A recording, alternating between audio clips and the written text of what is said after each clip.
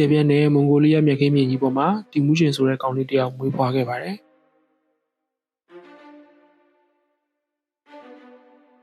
လူမျိုးစုတွေကြားကတစ္ဆာဖောက်မှုတွေနဲ့လှုပ်ကြံမှုတွေကြားမှာမိဘမဲ့ကောင်လေးတီမူးရှင်ဟာ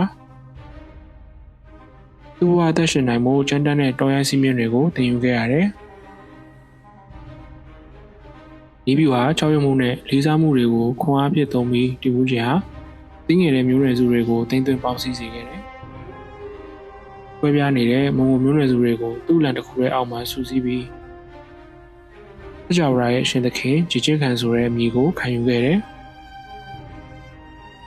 ရစီလက်လိုမြန်ဆန်တဲ့အရှိန်နဲ့ကျန်းတန်းတဲ့သူ့ရဲ့မြင်းစည်းစစ်တီတွေကအာရှနဲ့အရှေ့ဥရောပတခွင်ကိုတဟုန်ထိုးတိုက်ခိုက်အောင်နိုင်ပြီးဒီမှာကျေပြန့်တဲ့မွန်ဂိုအင်ပါယာကြီးကိုတည်ထောင်နိုင်ခဲ့တယ်။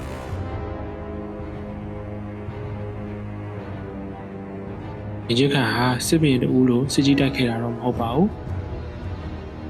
သူဟာဥပဒေတွေကိုရေးဆွဲခဲ့တယ်။ပုံသွေးရေးတွေကိုလည်းတိုးမြင့်လှုံ့ဆော်ခဲ့ပါတယ်။ဂျင်းချစ်ကန်ဟာသူ့ရဲ့ရန်သူတွေအတွက်ကြောက်မက်ဖွယ်စစ်ဘရင်တစ်ပါးပဲမဲ့သူ့ရဲ့မွန်ဂိုမျိုးနွယ်စုတွေအတွက်